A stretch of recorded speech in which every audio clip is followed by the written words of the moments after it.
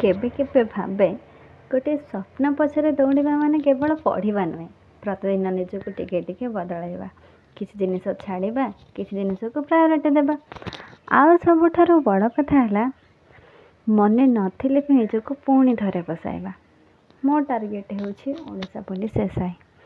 ଶୁଣିବାକୁ ଗୋଟେ simple target ଲାଗେ ନା, କିନ୍ତୁ ଯେଉଁମାନେ ପ୍ରିପାରେସନ୍ କରୁଛନ୍ତି ସେମାନେ ହିଁ ଜାଣିଛନ୍ତି ଏହା ପଛରେ କେତେ କ'ଣ ଅଛି।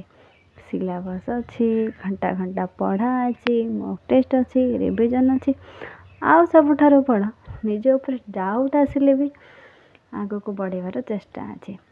ଆରମ୍ଭରେ ମୁଁ ବି ଭାବୁଥିଲି ଡେଲି ଭଲରେ ପଢ଼ିବି, ରୁଟିନ୍ ଫଲୋ କରିବି, ମୋବାଇଲ୍ କମ୍ ୟୁଜ୍ କରିବି, କିନ୍ତୁ କିଛି ଦିନ ପରେ ବୁଝିଗଲି ରୁଟିନ୍ ବନେଇବା ସହଜ, କିନ୍ତୁ ସେଇ ରୁଟିନ୍କୁ ପ୍ରତିଦିନ ଫଲୋ କରିବା ସେଇଟା ହିଁ ହେଉଛି ରିଅଲ୍ ଚ୍ୟାଲେଞ୍ଜ। କେତେଦିନ ଏମିତି ଯାଏ ବୁକ୍ ଆଗରେ ଖୋଲା ଥାଏ କିନ୍ତୁ ମାଇଣ୍ଡ ଓଭରଥିଙ୍କ କରୁଥାଏ।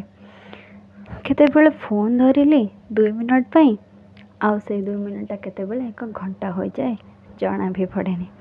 ତାପରେ ନିଜ ଉପରେ ରାଗ ଲାଗେ, କିନ୍ତୁ ଏଇ ଗୋଟେ ଜିନିଷ ଶିଖୁଛି, ଗୋଟିଏ ଖରାପ ଡେ ମାନେ ପ୍ରିପାରେସନ୍ ପୁରା ଖରାପ ନୁହେଁ। କେତେବେଳେ 5 ଘଣ୍ଟା ପଢ଼ା ହେବ, ଆଉ କେତେବେଳେ 2 ଘଣ୍ଟା ହେବ, ଆଉ କେତେବେଳେ ହୁଏତ ଟାର୍ଗେଟ୍ ମଧ୍ୟ ପୁରା ହେବନି, କିନ୍ତୁ ସେଥିପାଇଁ ପରଦିନ ଛାଡ଼ିଦେବା ସେଇଟା ମୁଁ ଚାହୁଁନି। କାରଣ ସିଲେକ୍ସନ୍ କ'ଣ ଗୋଟିଏ ଦିନ ପ୍ରିପାରେସନ୍ରେ ହୁଏ କି ନା, ଡେଲିର ସେଇ ଛୋଟ ଛୋଟ ଏଫର୍ଟ ଶେଷରେ ଯାଇ ବଡ଼ ଡିଫରେନ୍ସ କ୍ରିଏଟ୍ କରେ। ଏବଂ ମୋ ପ୍ରିପାରେସନ୍ରେ ଗୋଟିଏ ଜିନିଷକୁ ଅଧିକ ଇମ୍ପୋର୍ଟାନ୍ସ ଦେଉଛି, ଆଉ ସେଇଟା ହେଲା ରିଭିଜନ୍। ନୂଆ ନୂଆ ଟପିକ୍ ପଢ଼ିବାକୁ ତ ଭଲ ଲାଗେ, କିନ୍ତୁ ପୁରୁଣାଟା ରିଭାଇଜ୍ ନ କଲେ କିଛି ଦିନ ପରେ ସବୁ ଭୁଲିଯିବା। ଆଉ ପ୍ରିଭିୟସ୍ ଇୟର୍ କୋଶ୍ଚିନ୍ ସେଗୁଡ଼ିକକୁ କଲେ ହିଁ ଜଣାପଡ଼େ ଯେ ଆକ୍ଚୁଆଲି ଆମେ କେଉଁଠି ଷ୍ଟାଣ୍ଡ କରୁଛେ, କେଉଁ ଟପିକ୍ ଷ୍ଟ୍ରଙ୍ଗ, କେଉଁ ଟପିକ୍ ୱିକ୍, ଆଉ କେଉଁଠି ଆହୁରି ୱାର୍କ କରିବାକୁ ପଡ଼ିବ। ଆଉ ସତ କହିବାକୁ ଗଲେ ସବୁଦିନ ମୋଟିଭେସନ୍ ରହେନି। କେତେ ଦିନ ବହୁତ ଉତ୍ସାହ ଥାଏ, କେତେ ଦିନ କିଛି କରିବାକୁ ଇଚ୍ଛା ହୁଏନି। ବେଳେବେଳେ ଅନ୍ୟମାନଙ୍କ ପ୍ରୋଗ୍ରେସ୍ ଦେଖି ଲାଗେ ମୁଁ କେବେ ସେଇଠି ପହଞ୍ଚିବି, କିନ୍ତୁ ଏବେ ନିଜକୁ ଗୋଟିଏ କଥା କହୁଛି, ଅନ୍ୟ କାହା ସହିତ ନୁହେଁ, ମୋ ରେସ୍ ଏବେ ମୋ ସହିତ। ଗତକାଲି ଠାରୁ ଟିକେ ବେଟର୍ ହେଲେ ସେତିକି ଯଥେଷ୍ଟ।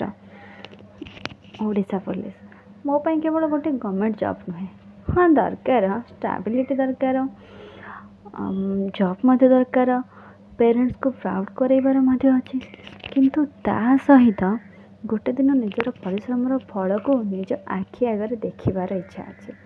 ଏତେ ଦିନ ଯେ ୟୁନିଫର୍ମକୁ ଦୂରରୁ ଦେଖିଛି, ଦିନେ ସେ ୟୁନିଫର୍ମଟା ନିଜେ ପିନ୍ଧିବାର ଇଚ୍ଛା ଅଛି।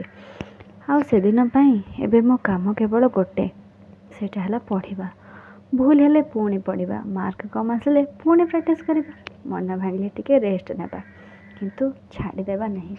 କାରଣ ହୁଏତ ଆଜିର ଏଇ ଛୋଟ ଛୋଟ ଏଫର୍ଟ ଦିନେ ଯାଇ ମୋ ଜୀବନର ସବୁଠାରୁ ବଡ଼ ଆଚିଭମେଣ୍ଟ ହୋଇପାରେ। ତେଣୁ ଆଜି ଏତିକି, କାଲି ପୁଣି ବସିବି, ପୁଣି ପଢ଼ିବା, ଆଉ ପୁଣି ଟ୍ରାଏ କରିବା, ଦେଖିବା କେତେ ଦୂର ଯାଇପାରୁଛେ। ତ ଆଜି ପାଇଁ ଏତିକି, ପୁଣି ଦେଖା ହେବା ଆଉ ଗୋଟିଏ ଭିଡ଼ିଓରେ। ଆପଣମାନଙ୍କୁ ଯଦି ମୋର ଭିଡ଼ିଓଟି ଭଲ ଲାଗୁଥାଏ ତେବେ ଚ୍ୟାନେଲକୁ ସବସ୍କ୍ରାଇବ୍ କରିଦିଅନ୍ତୁ, ଆଉ ଆପଣମାନେ ମଧ୍ୟ କେଉଁ ଏକ୍ଜାମ୍ ପାଇଁ ପ୍ରିପାରେସନ୍ କରୁଛନ୍ତି କମେଣ୍ଟ ମାଧ୍ୟମରେ ଜଣାନ୍ତୁ। ଜୟ ଜଗନ୍ନାଥ।